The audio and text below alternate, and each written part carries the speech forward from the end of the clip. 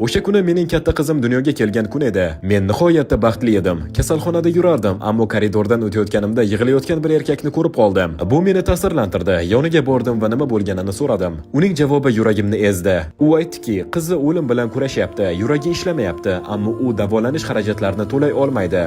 Rostini aytsam, ko'z yoshlarimni tuta olmadim. Ota bo'lganimdan beri dunyoga boshqacha qarayman. Bu holat menga juda adolatsiz tuyuldi. Ichimdan bir narsa sen yordam berishing kerak dedi. Ha, biz har doim ham hamma narsani o'zgartira olmaymiz, lekin men shu vaziyatda o'zgartira olardim.